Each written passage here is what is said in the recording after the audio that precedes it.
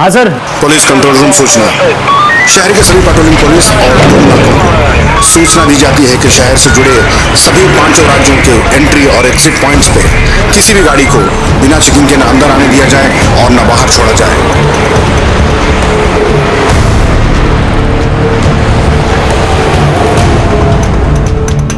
क्या लोकेशन है? सिटी के बाहर एक डेयरी है, वहीं की लोकेशन है।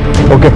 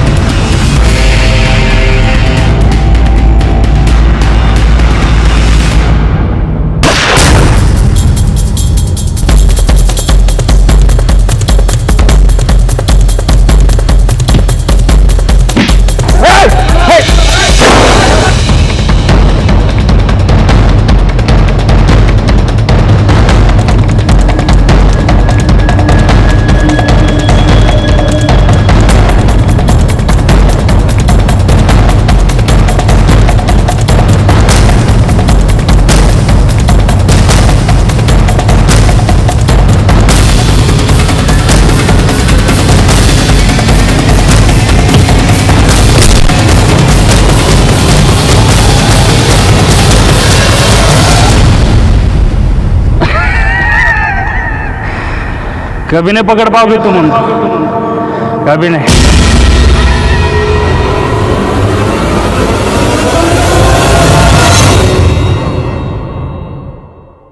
छोटे मोटे अपराध करके कानून की नजर से बच निकलना अपराधी अपराध को एक आदत बना लेते हैं। उन्हें लगता है कि वो कानून को चकमा दे सकते हैं और इसी गलत फहमी में वो एक के बाद एक जुर्म करते चले जाते हैं। आज का ये केस भी कुछ ऐसा ही है जो कभी भी देखा नहीं गया, जो शुरू तो हुआ था छोटे छोटे जुर्म से, लेकिन बढ़ बढ़ के इतना बड़ा अपराध बन गया कि एक महाजाल बन गया। सारे पुलिस डिपार्टमेंट की नींद और चैन हराम हो चुकी थी। साथ ही साथ पुलिस की गरिमा भी दांव पर लगी हुई थी। कई नौकरियां गई, कई तबादले हुए, फिर ये केस मेरे जिम्मे है। इस केस को देखना हमारे लिए बहुत जरूरी है, क्योंकि इस केस में वो दस्तक छिपी है जो हमारी मानसिकता को डिस्क्राइब करती है।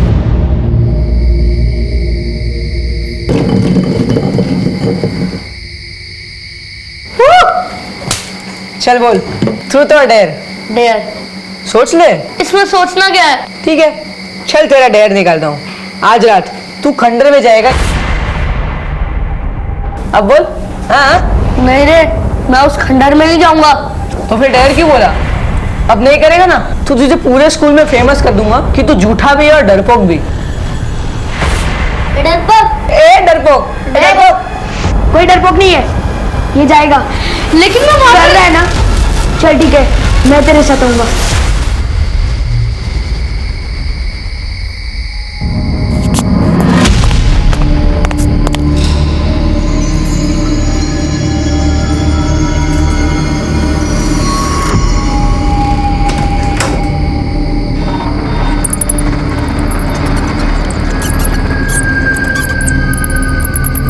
आशु, यार बहुत डर लग रहा है। चल लौट चलते हैं, कहीं भूत भूत आ गए तो नोट्स तो हमारे जाएंगे। अबे डरपोक, दिमाग खराब हो गया क्या तेरा? ये भूत भूत कुछ नहीं होते। चल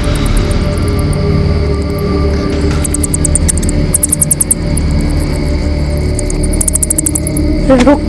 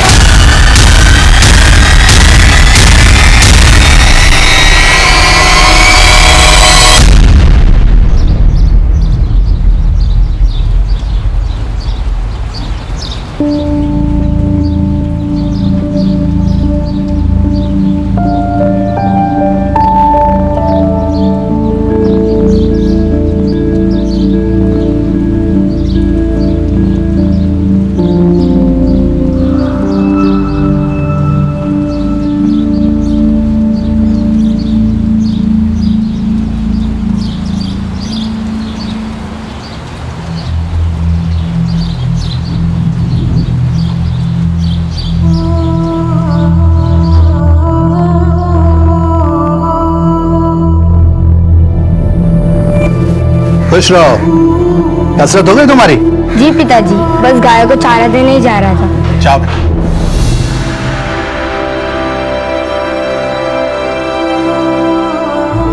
लता, हमारे बेटे में कुछ तो विशेष है। तुम देखा, एक दिन ही हमारा नाम जरूर रोशन करेगा।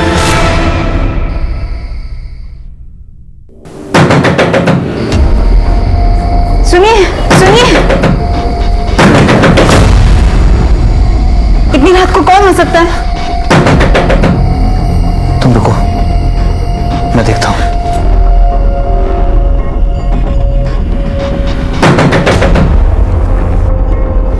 कौन है? कौन है बाहर? शब मैं रामू, आपकी गाड़ी की चाबी देनी थी।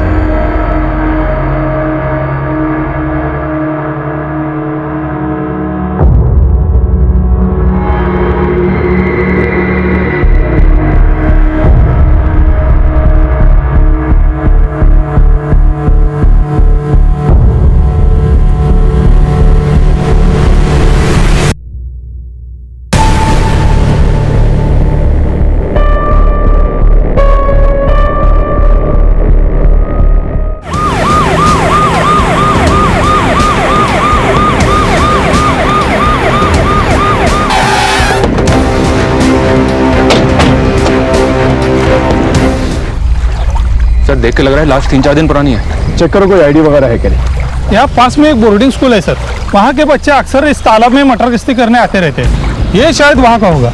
बॉडी को पोस्टमार्टम के लिए भेजा और इस बोर्डिंग स्कूल में जाके पूछताछ कर। ये बोर्डिंग स्कूल किस तरह? ये तो हमारे स्कूल का स्टूडेंट आशुतोष है। ये तो 4 दिन पहले घर जाने के लिए निकला था। क्या घर जाने के लिए निकला था? वो भी 4 दिन पहले? जी सर, दरअसल इसका एक भाई है अभिनव। ये दोनों हमारे स्कूल में ही पढ़ते हैं। पिछले हफ्ते हरिओम ने दोनों को खंडहर में पकड़ा था। कौन है उधर? ये तो हरिओम है। चल भाग, नहीं तो पकड़े जाएंगे।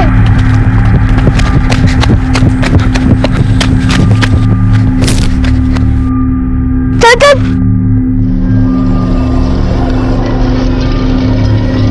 इतनी रात में क्या कर रहे हो तुम दोनों? हाँ, मैडम को बोलता हूँ, चलो जल्दी। इसलिए इनके अगेंस्ट हमने इनडिसिप्लिनरी एक्शन लिया। आखिरी बात पूछ रही हूँ, कौन कौन था वहां पर? उनके नाम बता दो, नहीं तो अभी तुम्हारे पेरेंट्स को बुलाकर तुम दोनों को घर भेज दूंगी। ठीक है, अब तुम्हारे पेरेंट्स को ही बताती हूँ, वही पूछेंगे तुमसे।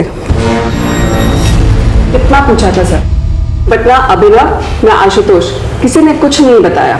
आखिरकार मैंने उनके फादर राकेश अग्रवाल को बुला लिया। अभिनव के पैर में चोट लगी थी तो वो आकर उसे ले गए, पर आशुतोष नहीं गया। बट आप तो कह रही थी वो घर जाने के लिए निकला था। निकला था ना सर। अभिनव के जाने के बाद अगले ही दिन आशुतोष भी चला गया। दीदी के एंगेजमेंट है घर पर, मुझे घर जाना है। लेकिन जब वो घर नहीं पहुंचा तो उसके घर वालों ने इस बारे में आपसे कोई इंक्वायरी नहीं की? हमारे यहाँ ज्यादातर अनाथ बच्चे पढ़ते हैं और जिनका घर आसपास होता है वो वीकेंड्स में घर चले जाते हैं। अब इनका घर भी पास में ही है और एक दिन पहले ही आशुतोष के पापा अभिनव को लेकर घर चले गए बेटी के एंगेजमेंट के लिए। तो जब आशुतोष ने कहा कि दीदी के एंगेजमेंट के लिए मुझे घर जाना है तो मुझे कोई शक ही नहीं हुआ। एक भाई घर पर है और दूसरा भाई स्कूल से घर के लिए निकलता है और बीच में उसका मर्डर हो जाता है और ना ही घर वालों को कुछ पता चलता है और ना ही स्कूल वालों को। सर, मैंने उन बच्चों को बोला था खंडर पे मत जाओ, लेकिन वो मानते ही नहीं थे सर। देखिए ना क्या हादसा हो गया। अरे क्या बकवास कर रहे हो? एक सेकंड, किस खंडर के बारे में बात कर रहे हो? ठीक से बताओ। खंडर पे ना भूत वूत का चक्कर है सर। सर, वहां पर कोई आता जाता नहीं है, मगर सर वो शहर वाले मानते नहीं ना, इसलिए देखिए ना क्या हादसा हो गया। सर, सब अंधविश्वास की बातें हैं, ऐसा कुछ नहीं है। हमको लगा इसलिए हमने बता दिया। कुछ और पता है इसके बारे में? सर, कुछ दिन पहले मैंने आशुतोष की जान बचाई थी, नहीं तो गांव वाले उसको मार डालते। उसको मार डालते? ये क्या कह रहा है? सर, आशुतोष बहुत ही शरारती लड़का है। हमेशा स्कूल से बिना बताए गायब हो जाता था। सर, अभी कुछ दिन पहले ही गांव वालों ने आशुतोष को पकड़ लिया था। बहुत ही मारा पीटा था उसे। किसने? सर, गांव वालों का कहना था कि आशुतोष गांव की लड़कियों को छेड़ रहा था। वो तो सही समय पर आकर किसी ने स्कूल में बता दिया, नहीं तो उसी दिन बात बिगड़ जाती। कौन थे ये लोग जिन्होंने आशुतोष को मारा था? वो पास के कुछ गांव के लोग थे।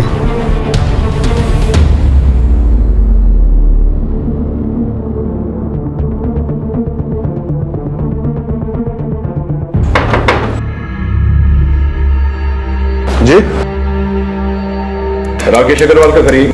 नहीं हो राकेश अग्रवाल। आशुतोष आपका बेटा? जी हाँ सर, मतलब बात क्या है? जी उसकी लाश नदी में।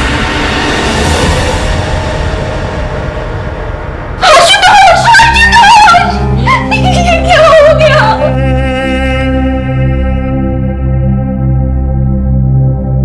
कुछ ही दिनों में मेरी बेटी सारिका की शादी है। देखिए ना सर, सिर्फ खुशी के माहौल में ये क्या हो गया। हमने लाश को पोस्टमार्टम के लिए भेज दिया। हमें लगता है कि लाश 4 दिन पुरानी है। वो स्कूल से घर के लिए निकला था, लेकिन ताज्जुब की बात यह है कि 4 दिन बीत चुके हैं और आप लोगों में से किसी ने भी एक बार भी उसे कांटेक्ट करने की कोशिश नहीं की। मेरे दोनों बेटों में आशुतोष ज्यादा शरारती था सर, और उसकी संगत में अभिनव भी बिगड़ रहा था। तो उस दिन जब कंप्लेंट आई तो मैंने स्कूल में जाकर उसे बहुत डांट लगाई सर, जिससे उससे अपनी गलती का एहसास हो और उसे लगे कि पापा नाराज हो जाएंगे, इसीलिए कॉल नहीं किया। अगर सर हमें जरा भी मालूम होता था कि ये सब हो जाएगा तो हम उसे कॉल क्यों नहीं करते सर? सर, मैंने तो उसे साथ आने के लिए कहा था, मगर वो नहीं माना। तू भी चलना, दी की एंगेजमेंट में मौज करेंगे, मौज। तो जा, मैं नहीं आ रहा। वैसे भी पापा नाराज है। अरे पापा को जो कहना था उन्होंने कह दिया, अब थोड़ी ना कुछ कहेंगे। तू जा, मैं अगले हफ्ते आऊंगा। चल ठीक है। फिर ऐसा क्या हुआ था कि उसके मना करने के बावजूद वो अगले दिन ही स्कूल से निकल गया? और कहां गया? नहीं आप लोगों को बताया उसने और नहीं स्कूल वालों को। बेटा तुम लोग उस दिन खंडर में क्यों गए थे? डेयर, आज रात तू खंडर में जाएगा ये प्रूफ करने कि वहां कोई भूत नहीं है। नहीं रे, मैं उस खंडर में नहीं जाऊंगा। डरपोक, कोई डरपोक नहीं है, ये जाएगा। लेकिन मैं डर रहा है ना। चल ठीक है, मैं तेरे साथ आऊंगा। वो भूत में कुछ नहीं होता है। मैंने मना भी किया था उसे, पर लेकर गया वो मुझे, और वहां वो था।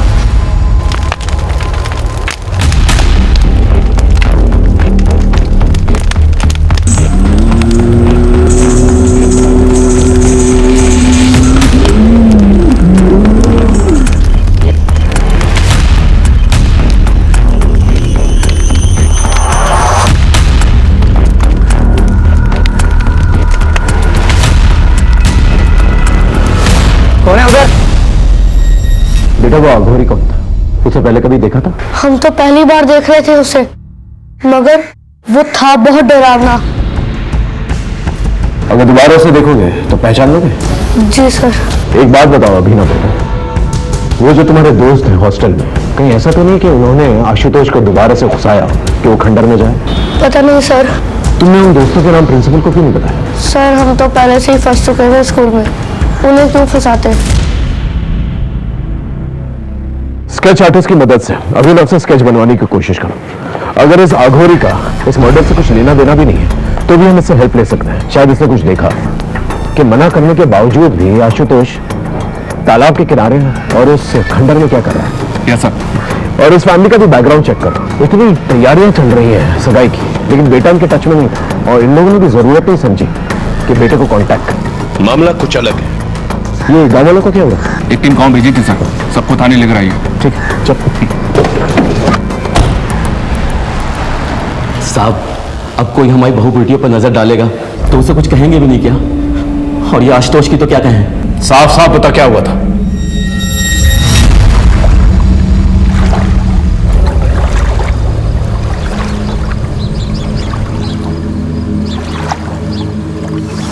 साहब, उसकी अकल तो उसी दिन ठिकाने लगा देते गांव वाले, मगर वो स्कूल वालों को पता नहीं किसने बता दिया और वो उसको बचा कर ले गए। और उसकी अकल ठिकाने लगाने के चक्कर में जब आशुतोष तुझे मिला अकेला तो हमेशा हमेशा के लिए उसे ठिकाने लगा दिया और उसकी लाश को तालाब में फेंक दिया। क्यों?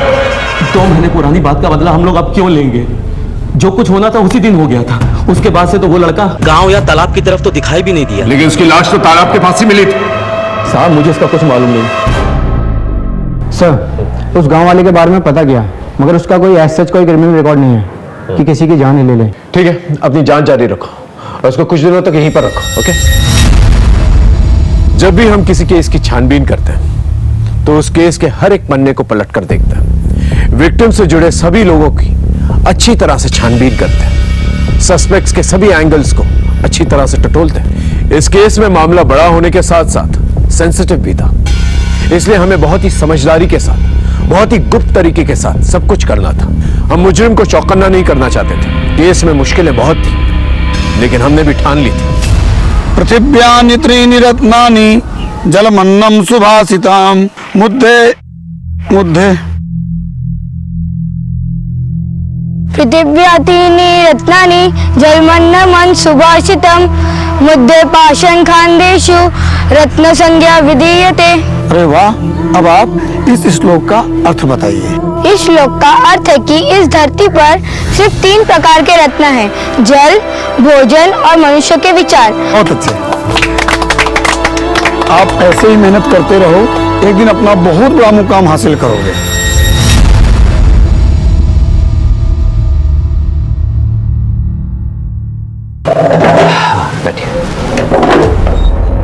बताएं क्या प्रॉब्लम है आपकी? प्रॉब्लम तो मुझे कुछ भी नहीं है, तुमने जो ऑपरेशन किया था ना, उसी के बारे में कुछ बात करनी थी।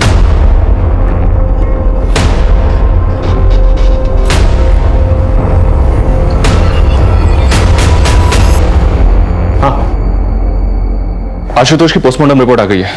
उसका लिवर और दोनों किडनीज को निकाला गया है। मतलब organ trade? No sir, postmortem doctor की राय अलग है। उनका कहना है कि ऑर्गन्स निकाले जरूर गए हैं, बट इतनी बुरी तरह से कि वो डैमेज हो गए होंगे। 90% चांसेस है कि वो किसी को यूज करने लायक रह गए। और उनका कहना यह भी है कि ये किसी प्रोफेशनल डॉक्टर का काम नहीं है। कोई ऐसा करेगा क्यों? आखिर इसके पीछे क्या मामला हो सकता है? हो सकता है सर आशुतोष किसी कल्ट का शिकार बना हो, और वैसे भी वो अघोरी खंडर में ही था। मतलब ब्लैक मैजिक। इस अघोरी को ट्रैक करो, इसका मिलना जल्द से जल्द बहुत जरूरी है। और ऑर्गन ट्रेड के एंगल को भी खंगालो अच्छी तरह से। इससे रिलेटेड सभी लोगों से पूछताछ करो। जब तक मामला क्लियर नहीं हो जाता हम कुछ कह नहीं सकते। सर, उस अघोरी का पता चल गया है। पकड़ो इसे, अभी जेल जाने का टाइम आ गया। बाबा जी ये क्या कर रहे हो? छोड़ो हमें। ले चलो इसे। छोड़ो। अरे हमने क्या किया है? अच्छा, तो तू है इन सब का बड़ा अफसर, मगर याद रख, एक सन्यासी की साधना में रोड़ा बन रहा है तू। मिट्टी में मिला दूंगा तुझे। बाबा जी, ये सन्यासी का चोला उतार के जरा ये बताइए, ये बच्चे आशुतोष का क्या किया? कौन आशुतोष? हम तो सिर्फ ब्रह्मा ब्रह्म को जानते हैं। देख, हमसे मिलने आत्माओं के आने का समय हो रहा है, जाने दे हमें। क्षमा कर दूंगा तुझे तेरी इस भूल के लिए। अरे बाबा कहाँ चल दिए? चुपचाप यहाँ खड़े रहिए और हमारे सवालों के जवाब दीजिए, समझे? अरे मूर्ख, इतना दुस्साहस! राख कर दूंगा, मिट्टी में मिला दूंगा। देखो बाबा, सीधे सीधे इज्जत से पूछ रहा हूं, क्या क्या उस बच्चे की लाश मिली है?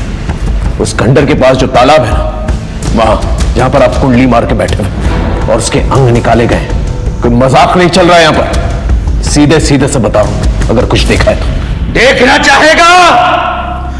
अभी दिखाता हूं मेरी शक्तियां।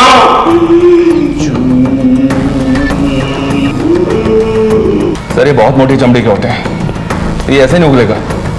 आप कहें तो अपने तरीके से उगलवाओ। नहीं, रहने दो। इसे भूखा प्यासा रहना था सुबह तक।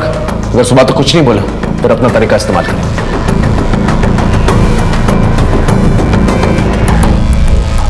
ऑर्गन ट्रेड के एंगल में कुछ मिला?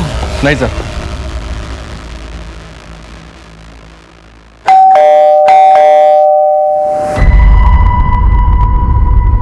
इतनी देर क्यों हो गई आज? कुछ नहीं, होम विजिट पे चला गया था। सर, आशुतोष की फैमिली बहुत खुश थी। सरिका की शादी हो रही थी और दोनों बच्चे भी बहुत अच्छे थे सर। बट राकेश फाइनेंशियली बहुत परेशान था। परेशान था मतलब? सर राकेश की फाइनेंशियल कंडीशन खराब थी, लेकिन अपनी बेटी की शादी में उसने दिल खोल के खर्च करने का मन बनाया था। अपने पड़ोसी से 5 लाख रुपए उधार भी मांगे थे, पर लिए नहीं। लेकिन इस सब का आशुतोष के मर्डर से क्या कनेक्शन? सर हो भी सकता है, वो क्या है, मैंने उसकी फाइनेंशियल कंडीशन चेक की तो मुझे ये मिला। इसी वजह से उसने 5 लाख रुपए उधार नहीं लिए थे पड़ोसी से। ये आशुतोष की एफडी है 5 लाख रुपए की, जिसे उसने 10 दिन पहले तोड़वाया था। बैंक से एक और बात पता चली साहब। क्या? इसे उसने पहले भी तोड़वाने की कोशिश की थी, लेकिन तब वो ऐसा नहीं कर पाया था। लेकिन क्यों? सर, नाबालिग आशुतोष का एफडी तुड़वाने के लिए हमें उसके गार्डियन राकेश का भी साइन चाहिए था। राकेश का साइन तो सही था, पर जब हमने क्रॉस चेक किया तो आशुतोष का साइन ही फर्जी निकला। इसलिए हमने एफडी तोड़ने से मना कर दिया। इस पर मिस्टर राकेश काफी नाराज भी हुए थे और फिर कुछ दिन बाद वो आशुतोष को ही लेकर बैंक आए थे। तुम यहाँ पे साइन करो बेटा। सही से साइन करना, नहीं तो फिर बोलेंगे कि फर्जी साइन कर लाया हूँ। आशुतोष ने तो मेरे ही सामने साइन किया था, पर सर वो कुछ डरा हुआ लग रहा था। इतने पैसों की क्या जरूरत पड़ी थी कि अपने बेटे के फर्जी साइन करवाए? और इतना शौक क्या चढ़ा था कि अपनी बेटी की शादी इतने आलीशान तरीके से करवानी थी? अरे सर, उस मैनेजर को तो 10 साल पहले रिटायर हो जाना चाहिए था। उम्र के साथ साथ उसकी आंखों और दिमाग दोनों ने साथ देना बंद कर दिया है। मैंने कोई फर्जी साइन नहीं किए, वो तो आशुतोष ने किए थे, लेकिन उस मैनेजर को लगा कि मैंने नकली साइन किए हैं, फ्रॉड बना दिया मुझे बैंक में। सर, इसलिए आशुतोष को बैंक ले जाना पड़ा। इस एफडी तोड़ने के पीछे की कहानी हमें पता है, अच्छे से पता है। आपके और आपके बच्चों की कोई भी एफडी नहीं है, और जिसकी एफडी है उसकी एफडी 10 दिन पहले तोड़ी गई, और तोड़ते के साथ ही उसकी मौत हो जाती है। ये कोइंसिडेंस सही है? अरे सर, कोई कोइंसिडेंस नहीं है। मेरे बेटे की एफडी थी, मैंने तोड़वा दी। आप मुझे गोल गोल घुमा रहे हैं। जा सकते हैं। इस बात का पता लगाना बहुत जरूरी है कि एफडी तोड़ते वक्त आशुतोष घबराया हुआ क्या था। जरूर उसकी घबराहट के पीछे कोई ना कोई राज है। Okay sir. क्या हुआ? क्यों बुलाया था पुलिस ने? कुछ पूछना था। पापा, कुछ पता चला आशुतोष के साथ किसने किया ऐसा? अभी नहीं। देखो बेटा, जो हो गया सो हो गया। तुम्हारी शादी को कब तक टालेंगे हम? आज भी तुम्हारे ससुराल वालों का फोन आया था। अब आगे बढ़ने का वक्त है, तुम्हारा भी और अभिनव का भी।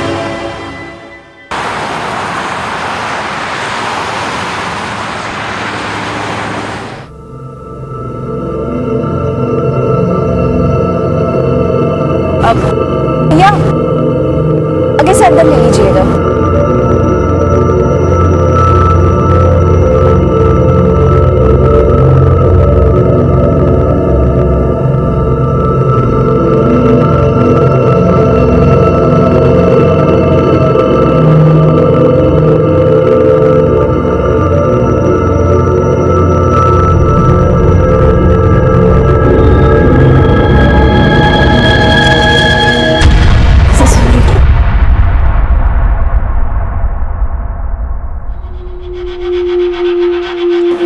एक्सक्यूज मी, क्या मैं जान सकती हूँ रोहिणी मुझे कहाँ मिलेगी? जी आप कौन? जी वो मुझे जानती है, मैं उसी से ही मिलना चाहती हूँ। सॉरी, रोहिणी यहाँ पर नहीं है, कुछ ज़रूरी काम था तो वो चली गई। बट आप अपना नाम बता दीजिए, मैं उन्हें इन्फॉर्म कर दूंगी कि आप मिलने आई थी। आप एक काम कर लीजिए ना, वो कहाँ गई है मुझे बता दीजिए, मैं वहाँ जाकर मिल लूँगी उससे। सॉरी मैम, वो हम आपको नहीं बता सकते। आप अपना मुझे नाम बता दीजिए, वो जैसे ही आएंगे हम इन्फॉर्म कर देंगे।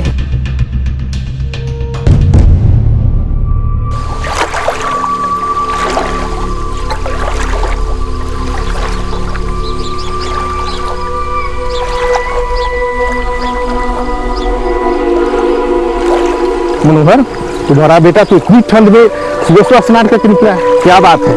मनोहर, तुम्हारा बेटा तो बहुत तेजस्वी है। राम राम राम राम राम। ए पापी, तुमने मेरा धन भ्रष्ट कर दिया, अपने उतरन का पानी सूरज मुझ पर डाल दिया। हमको माफ कर दीजिए। क्या बे नरेश, दिखता नहीं है? हम लोग इधर बैठे हुए, तू अपने कपड़े का उतरन का पानी डाल रहा है। माफ कर दीजिए काका। छोड़ो, इनसे बात के लिए क्यों मार रहे हो? तुम उसको इतनी सी बात बोलते हो?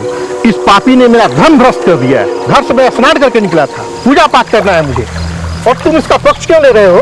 क्या तुम्हें अपने गांव की मर्यादा और परंपराओं का कोई ख्याल नहीं है? मुझे गांव की मर्यादा और परंपराओं का ख्याल है, मगर आप किसी इंसान का जाति धर्म देख के उसकी जान तो नहीं लेंगे। अगर नरेश के छूने से आपका धर्म भ्रष्ट हो जाता है तो मुझे इतना कमजोर धर्म नहीं चाहिए।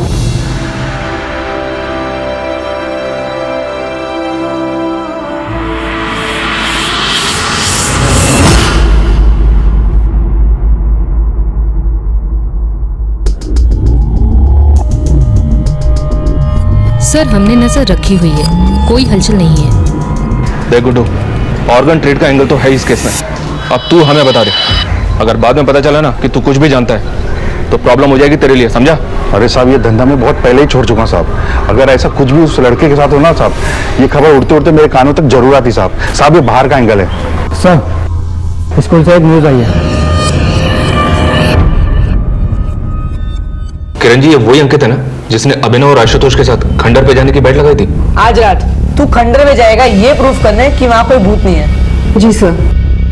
और अब ये अंकित भाग गया है? सर अंकित अकेला ऐसा लड़का नहीं है जो स्कूल से भाग गया है, और भी लड़के हैं जो स्कूल से भाग गए हैं। असल में जिस माहौल में ये पैदा होते हैं, पलते हैं, उन्हें स्कूल की पढ़ाई अनुशासन जेल जैसी लगती है। मतलब? सर 60% बच्चे हमारे यहाँ अनाथ हैं, और अंकित भी अनाथ ही था। ये 3 साल पहले हमारे यहाँ किसी NGO के थ्रू आया था। ये कोइंसिडेंस नहीं हो सकता कि पहले बैट लगी, फिर आशुतोष पकड़ा गया, उसके बाद उसका मर्डर हुआ और अभी अंकित भाग गया। कोइंसिडेंस है कि नहीं ये तो नहीं पता, पर अंकित और आशुतोष एक बार पकड़े गए थे। किस लिए? किसका फोन है ये? मैडम वो मैच आ रहा था, इसलिए मैंने अंकित से फोन ले लिया। मुझे नहीं मालूम था कि इसमें ऐसी सब फिल्म्स पड़ी होगी। झूठ बोल रहे हैं मैम, वो गंदी फिल्म देखने के लिए उसने मुझसे फोन लिया था। ये फोन और ये फिल्म कहाँ से आई तुम दोनों के पास? पड़ा हुआ मिला था। ऐसी चीजें तुम दोनों को ही कैसे मिल जाती है, बाकी बच्चों को नहीं मिलती है? कल से हर रोज 1 महीने तक पूरे ग्राउंड के चक्कर मारोगे तुम दोनों। चलो जाओ यहाँ से। अंकित ये सब भी करता था स्कूल में? अब वो सड़क में पैदा हुआ है, गुंडे मवालियों के बीच में पला बढ़ा है, ऐसे काम नहीं करेगा तो और क्या करेगा? अगर मोबाइल स्कूल में अलाउड ही नहीं था तो जाहिर सी बात है वो स्कूल के बाहर किसी के साथ टच में था। अच्छा, आपके पास अंकित का वो मोबाइल है जो किसी ने उसे दिया था? अगर है तो प्लीज दीजिए। अंकित की सारी डिटेल्स हमें चाहिए, वो कहां से आया था और यहां पर आने से पहले वो किन लोगों के साथ रहता था। इस केस में कई सिरे थे जो उलझे हुए थे, लेकिन हम अपनी पूरी ताकत के साथ, पूरी मुस्तैदी के साथ इन सारे सिरों को अच्छी तरह से टटोल रहे थे। जैसा मैंने पहले भी कहा था, मुजरिमों के बढ़ते हौसलों के साथ साथ उनके कनेक्शंस और उनके नेटवर्क्स भी बढ़ जाते हैं, लेकिन हम कड़ी से कड़ी जोड़ते गए और सारे सबूत इकट्ठा करते गए। हमें भी इस बात का पूरा अंदाजा था कि हमारा सामना एक बहुत ही पेशेवर और एक बहुत ही बड़े मुजरिम के साथ था।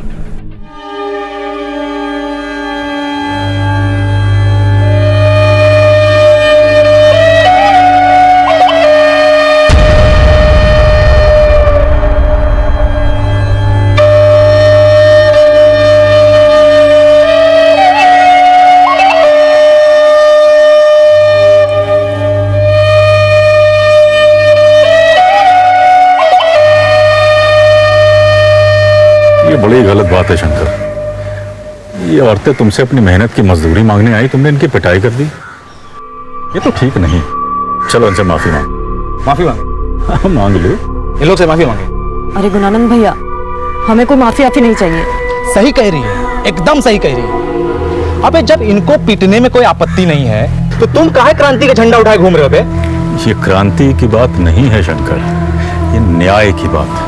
देखो, आज तुम्हारे शरीर में बल है, ताकत है, तो तुम इनको मारते हो, पीटते, चुप रहती, बोलते नहीं। लेकिन ये ना भूलो कि इनके पास भी सत्य का बल है। तुम जानते हो तुम बौड़ा गए हो, तुम्हारा दिमाग खराब हो गया है, तभी तुम ऐसी बहकी बहकी बात कर रहे हो, समझे?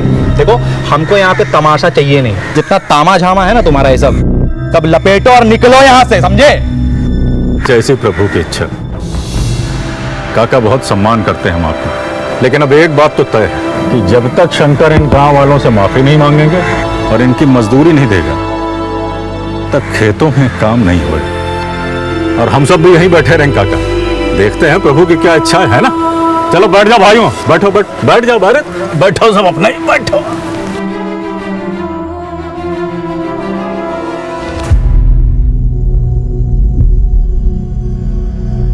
गुणानंद, छोड़ो, जाने दो।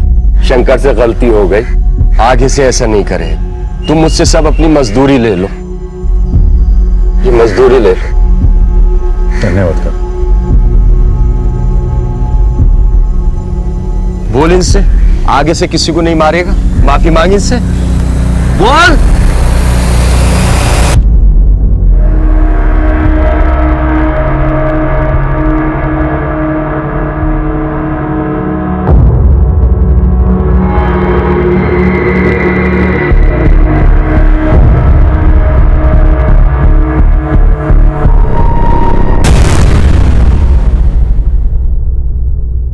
बार लेना है, ध्यान रखा करो। कौन हो तुम लोग? अंदर कैसे आके तुम लोग? कंपाउंडर, ये क्या कर रहे हो तुम?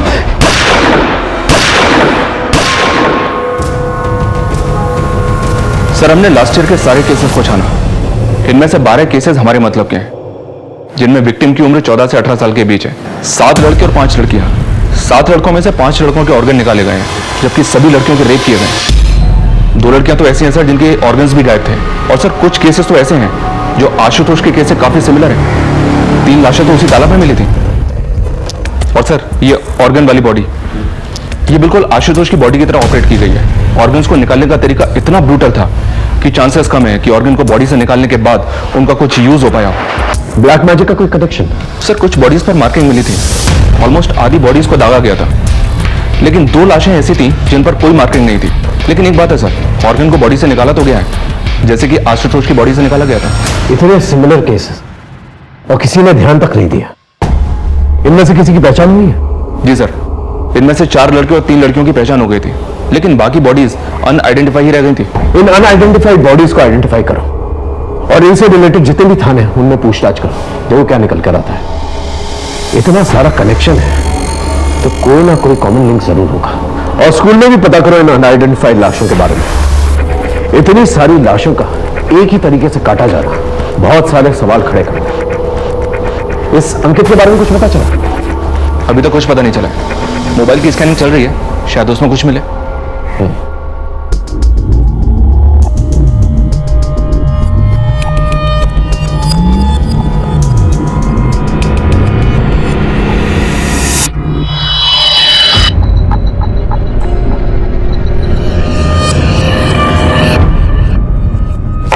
सर, आप लड़कों के बारे में क्रॉस चेक कर रहे थे, वो तो ठीक है, पर ये लड़कियां, हमारा बॉयज स्कूल है।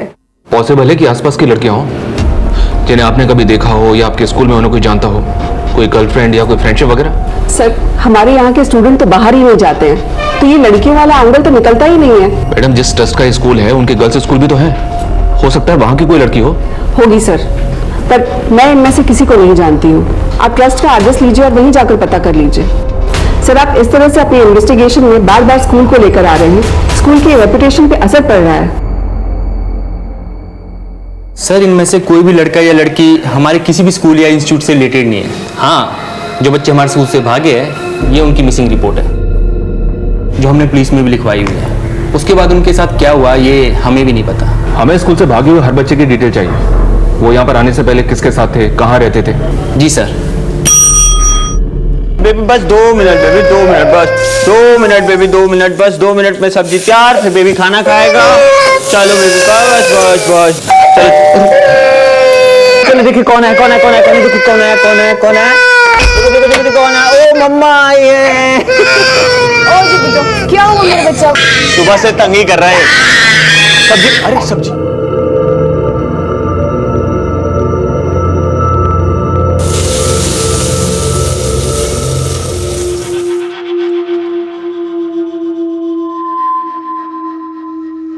गौतम, तुम्हें मेरी वजह से क्या क्या सहना पड़ रहा है? क्या हो गया अचानक? तुम जानती हो चाहे कुछ भी हो जाए मैं हमेशा तुम्हारे साथ हूं। अच्छा बताओ, तुम्हारा काम कैसा था? ठीक ही था, पर हुआ नहीं। अगर हमें इस बार का चुनाव जीतना है ना, तो कुछ अलग करना पड़ेगा। हम अपने कैदी पर चुनाव नहीं जीत सकते। वो गुणानंद है ना, वो जनता का मसीहा बन बैठा है। अच्छा, अभी जागे हैं आप। सरकार, ये जो बुद्धि आपको आई है ना, बहुत देर से आई है, समझे? क्या लूट मचाए हो पिछले 5 साल तक।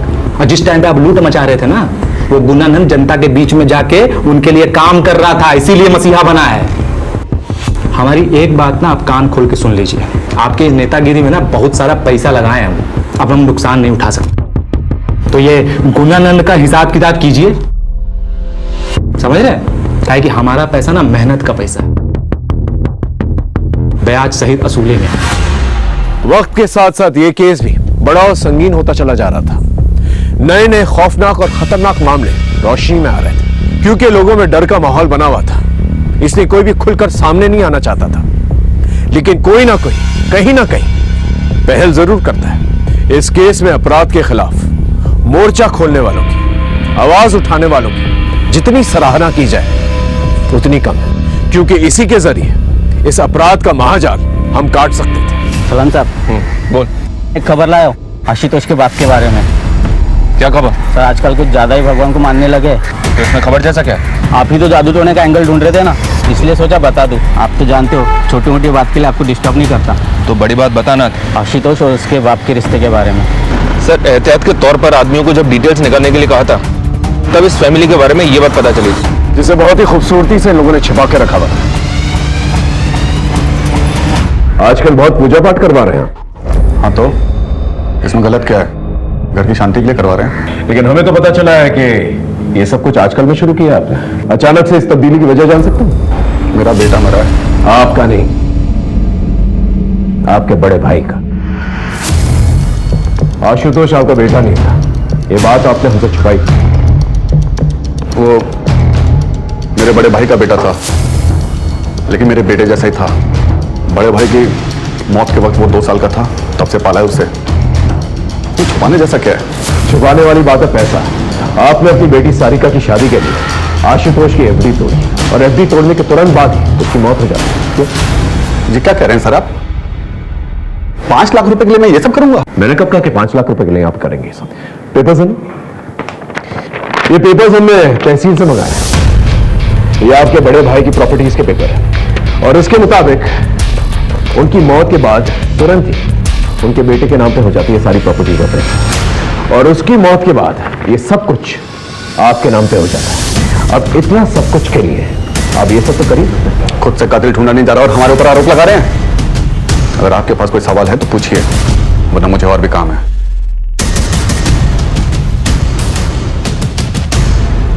इस आदमी के बारे में पता कर लो, जरूर कुछ ना कुछ छुपा रहा है। और जितने भी बाबा और पंडित हैं उन सबको राउंड अप करो, पता करो कौन सी पूजा पाठ करवा रहा है। कहीं ये जादू टोना तो नहीं करवा? पता करते हैं सर। चल।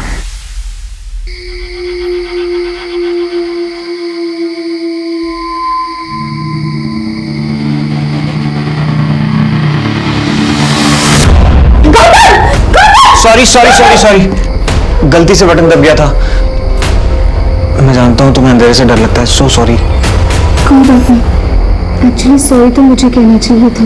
फोबिया मुझे है और खामखा तुम्हें तकलीफ में डाल रही हूँ। मैं जानता हूँ तुम्हारा दर्द। तुम्हारे मन में बहुत कुछ चल रहा है पर तुम किसी से शेयर नहीं करना चाहती। पर मैं हूं ना तुम्हारे साथ।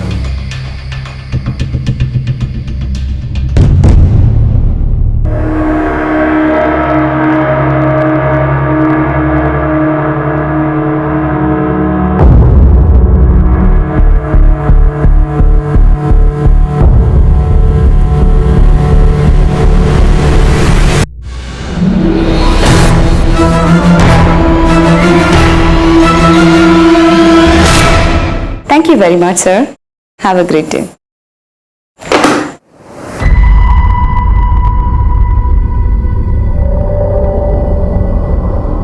सुनो, हाँ मैं लंच के लिए बाहर जा रही हूँ। अच्छा, आधा घंटा लग जाएगा फिर भी मुझे। तब तक कि तुम रिसेप्शन संभाल लेना, ठीक है?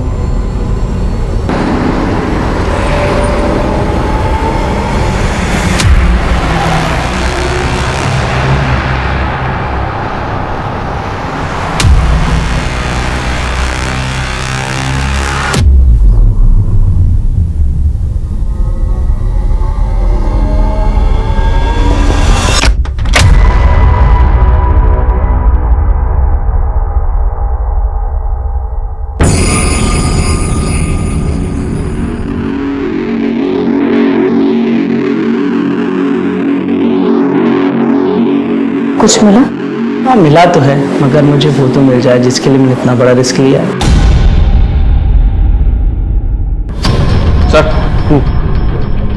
सर टोटल मिली 12 लाशों में से 5 लाशों की पहचान नहीं हो पाई है, लेकिन जिन 7 लाशों की पहचान उनके घर वालों ने की थी उन सबको बुलाकर हमने उनका बैकग्राउंड चेक किया तो सबके अंदर एक कॉमन लिंक निकलकर सामने आया है। क्या है कॉमन लिंक?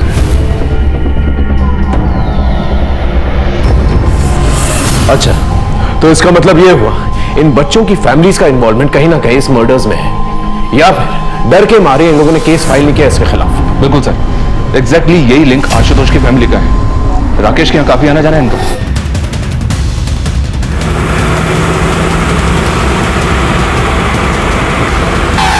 वहां जाके चेक करो, देखो क्या मिलता है। बस प्रशांत अंदर है, देखो वहां जाओ। Yes sir. हाँ क्या हो रहा है इंस्पेक्टर? आप लोग ऐसे कैसे प्रेमाइस के अंदर घुस आए? देखिए मैम, हमें प्लीज अपना काम करने दीजिए, आपको जल्दी पता चल जाएगा। Okay sir. हाँ बच्चे, कुछ पता चला? अंदर कुछ भी सस्पिशियस नहीं मिला। छोटे छोटे बच्चे यहाँ आते हैं, आप लोग की इस तरह की गैर जिम्मेदार हरकत की वजह से देखिए कितना डरे हुए हैं वो। इस तरह आप लोग अंदर घुस आए, वो भी बिना वारंट के। I will complain it to your seniors.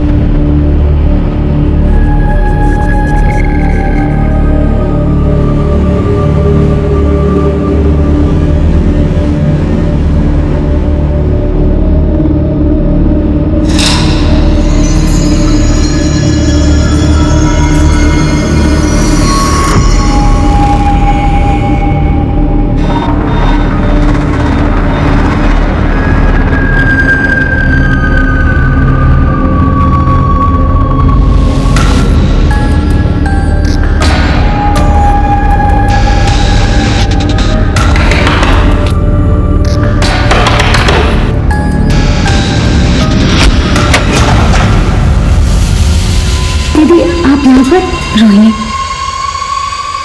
अपना जल्दी से सामान पैक कर ले और हम यहाँ से चलते हैं। दीदी, मैं कहीं नहीं जा रही। पागल हो गई है, यहाँ पर बहुत खतरा है। अगर किसी ने हम दोनों को साथ में देख लिया ना, तो बहुत बड़ी प्रॉब्लम में फंस जाएंगे हम लोग। तुझे मुझ पर भरोसा है ना? तो चलो मेरे साथ, मैं सब समझाती हूँ रोहिणी। प्लीज रोहिणी।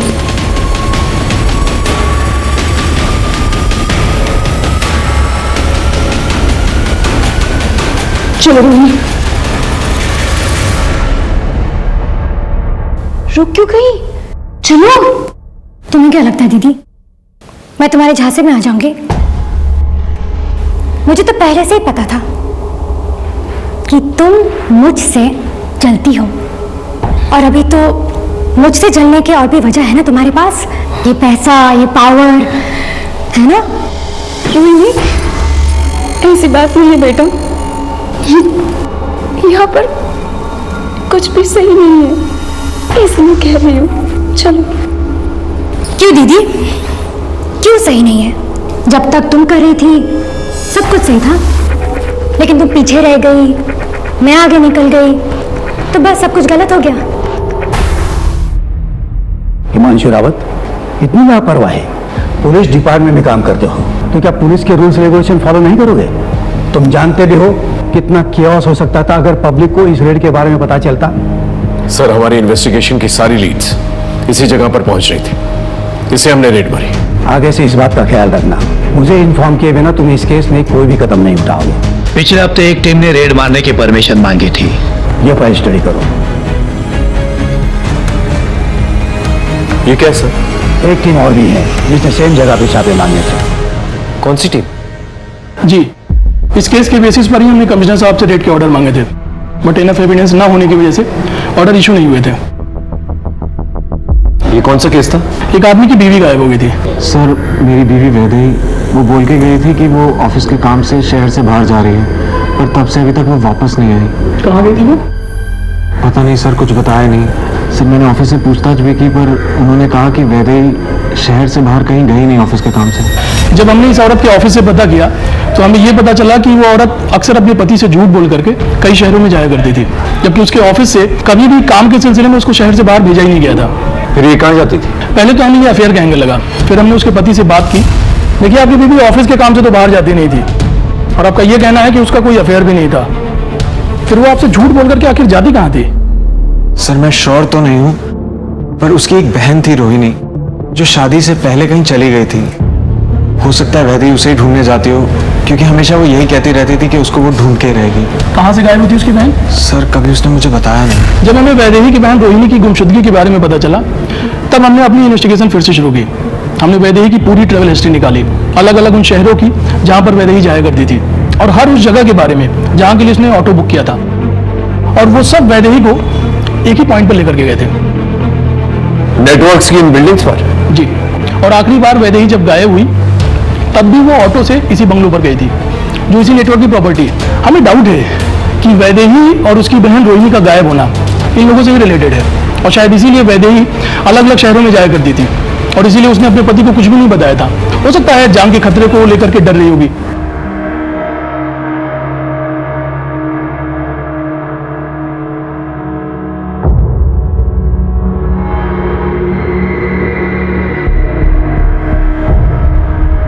बाबा की जय हो। बाबा की जय हो। बाबा की जय हो। सर ये वही लोकेशन है जहां पर वैदेही मिली, और ये वही लोकेशन है जहां पर हमने पहले टारगेट किया था, और इन सब का कनेक्शन वो नेटवर्क है। सर ये सारे विक्टिम्स जो हैं इनके पावर की वजह से डरे हुए हैं। अगर आप हमें परमिशन दे देंगे तो ये सारे विक्टिम्स सामने आएंगे, सैकड़ों की संख्या में सामने आएंगे। हाइपोथेटिकल बातें मत करो हिमांशु। ऐसा करेंगे तो वैसा होगा, वैसा करेंगे तो ऐसा होगा। थोड़ा प्रैक्टिकल सोचो। शक करने की वजह हमारे पास बहुत हैं, लेकिन क्या हमारे पास पुख्ता सबूत हैं? कोई चश्मदीद गवाह हैं? देखो पिछली बार भी तुमने रेड मारी थी, क्या मिला? इस बार भी अगर हम फेल हो गए, रिजल्ट 0 आ गया, तो संभालना बहुत मुश्किल होगा हिमांशु। सर ऐसा दोबारा नहीं होगा। I promise I will not fail you. ऐसा मत सोचो कि मैं तुम्हें काम करने नहीं दे रहा हूँ, इसलिए मैं ये कहूँगा कि तुम कोई पुख्ता सबूत ढूंढो, कोई चश्मदीद गवाह ढूंढो, तब मैं इस ऑर्डर पे साइन करूंगा। सिर्फ शक के बेसिस पर इतना बड़ा रिस्क मैं नहीं ले सकता। हमने पूरी एड़ी चोटी का जोर लगा दिया था, लेकिन फिर भी अपराधी को पकड़ने में हम नाकामयाब रहे। अब हलचल बढ़ गई थी। अब अपराधी की नजर पुलिस की हर एक मूवमेंट पे थी, क्योंकि केस सेंसिटिव और बड़ा था। कमिश्नर साहब की इंस्ट्रक्शंस और उनकी फिक्र वाजिब थी। हम कोई गलती नहीं कर सकते थे और न ही खुलेआम हाथ डाल सकते थे। ऐसे में हमने ठोस और पुख्ता सबूत जमा करने शुरू किए। एक कहावत तो आपने सुनी ही होगी, पाप का घड़ा एक ना एक दिन जरूर भरता है। शायद वक्त आ गया था कि इस गुनहगार की किताब के पन्नों में कानून की सजा के पन्ने अब लिखे जाएं। ये आपने लिखवाई थी? जी सर, मेरे पति ऋतुराज की हत्या इन्हीं लोगों ने करवाई है, क्योंकि उन्होंने इन लोगों के लिए काम करने से मना कर दिया था। वो लोग इतने बड़े हैं कि पुलिस कुछ नहीं कर पाई। न शूटर मिला, न इंसाफ हुआ।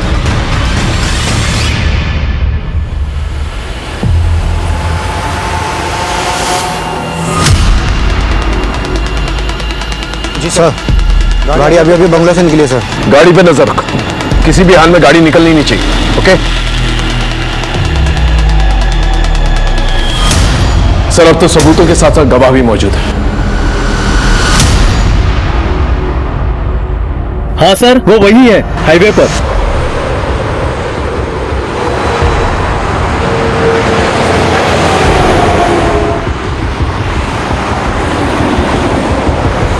सर वो रही गाड़ी, पीछा करो उसका और कंट्रोल रूम में इन्फॉर्म कर, सभी जगह नाकाबंदी करवा। ये गाड़ी निकलनी ही चाहिए।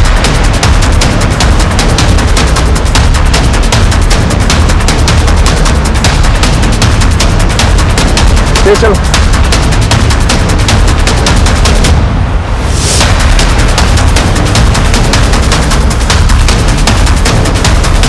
उस तरफ से लेके चलो, ओवरटेक करो।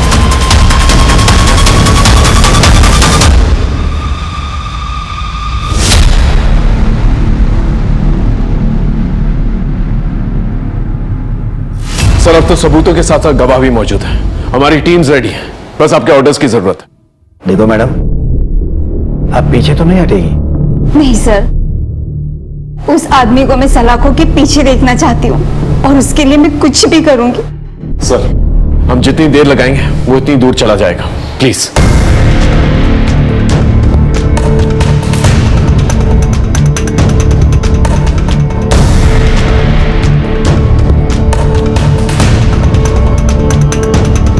Thank you sir. देखो हिमांशु, अगर ये ऑपरेशन फेल हुआ तो हमारे डिपार्टमेंट की इज्जत मिट्टी में मिल जाएगी। Don't worry sir, I will get.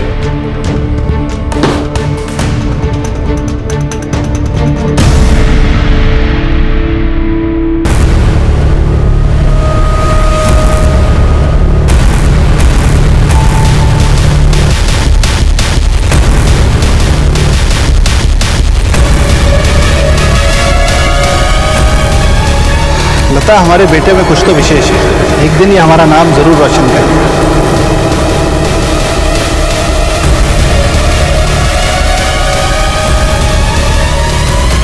अगर नरेश के छूने से आपका धर्म भ्रष्ट हो जाता है तो मुझे इतना कमजोर धर्म नहीं चाहिए। जब तक शंकर इन गांव वालों से माफी नहीं मांगेंगे और इनकी मजदूरी नहीं देंगे, खेतों में काम नहीं हो पाएगा। देखते हैं प्रभु की क्या इच्छा है ना।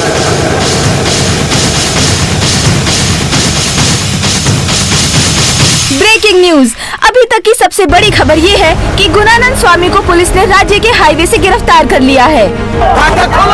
गुणानंद की गिरफ्तारी के बाद उनके भक्तों में काफी आक्रोश देखा जा रहा है।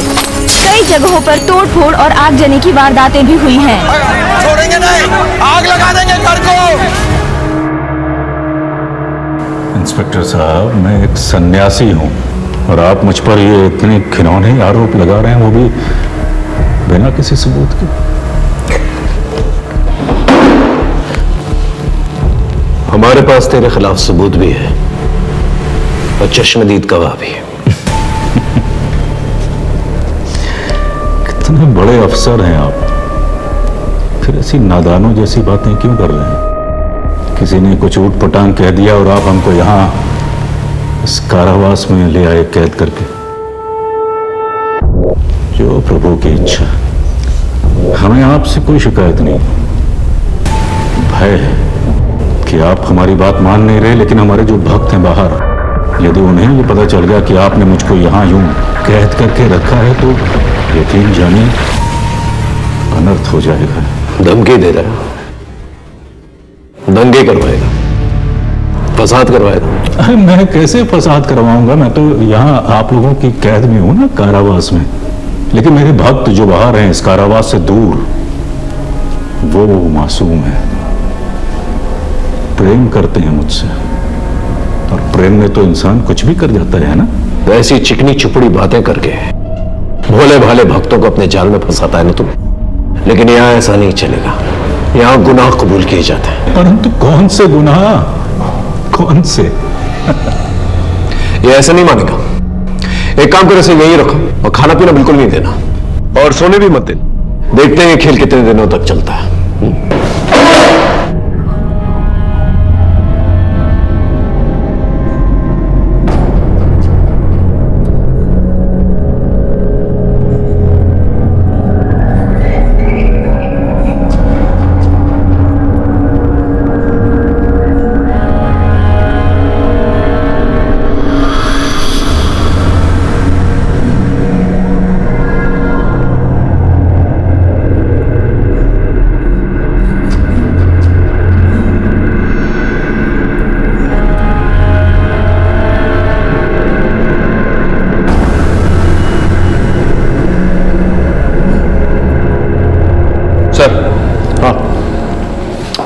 आपका फॉर्मूला काम कर गया, बोलने को तैयार हो गया है। हर इंसान को उसके तरीके से हैंडल करना पड़ता है। चल।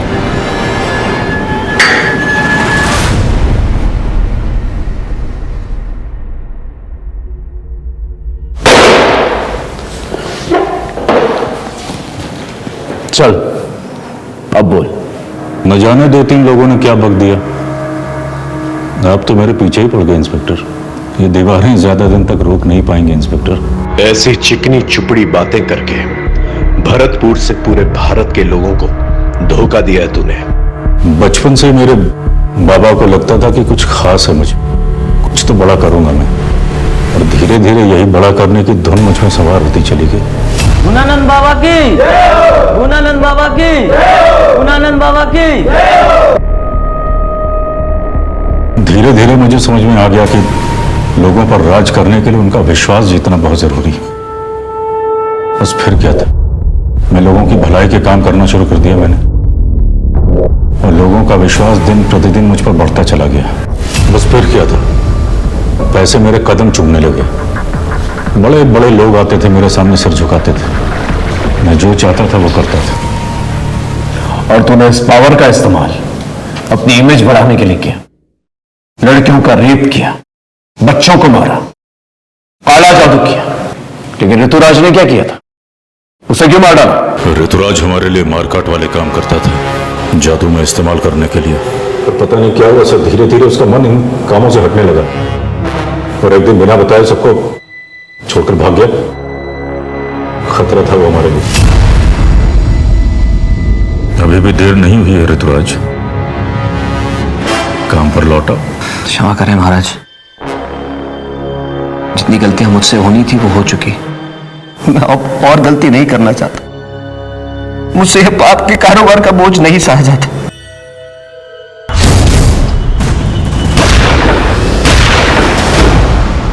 वैदेही कहाँ है? आशुतोष के माता पिता की तरह वैदेही और रोहिणी के माता पिता भी हमारे भक्त थे और उन्हें परम ज्ञान देने के लिए हमें सौंप गए थे। सौंप गए थे और तूने उनका शोषण किया।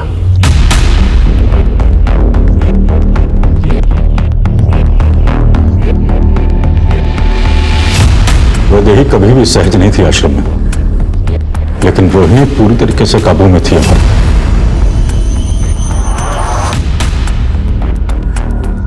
6 साल दोनों आश्रम में रहे, परंतु उनके माता पिता की मौत के पश्चात वैदेही आश्रम से भागने में सफल हो गई। लेकिन वैदेही रोहिणी को आश्रम से निकालने के लिए लगातार प्रयास कर रही थी और एक दिन वो रोहिणी तक पहुंच भी गई, लेकिन रोहिणी ने उसके साथ जाने से इनकार कर दिया। रोहिणी चुप हो जा। पहले तो मैंने वैदेही को छोड़ दिया था, परंतु अब वो वापस आई। मैंने सोचा अगर इस बार उसे छोड़ देता तो वो पुलिस को अपने साथ ला सकती थी, इसलिए।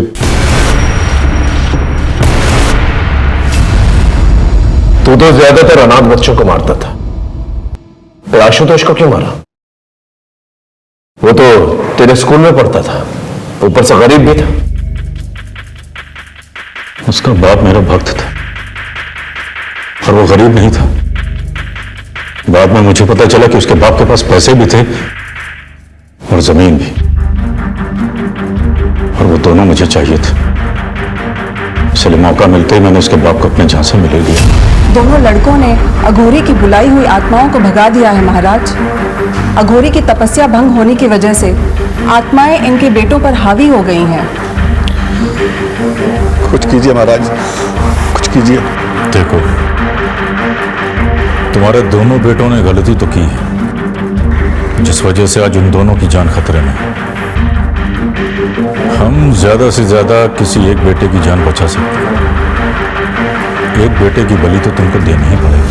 अभिनव की जान बचाने के लिए उसने आशुतोष को बलि के लिए चुना। पूजा के नाम पर हमने उससे 3 लाख रुपए लिए और उसकी बलि चढ़ा दी। और अंकित ने क्या किया था? उसे क्यों गायब किया? उसने आशुतोष की बलि चढ़ाते हुए देख लिया।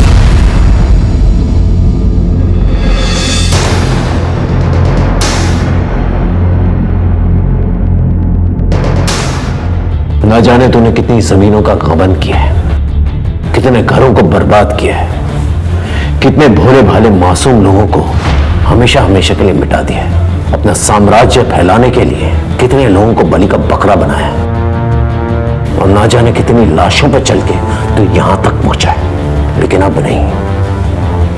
आशुतोष, ऋतुराज और वैदेही जैसे कई केसेस और कई शिकायतें हमारे पास आ रही हैं। इस जन्म में तो नहीं, तो इस जगह से निकलने वाला, समझा?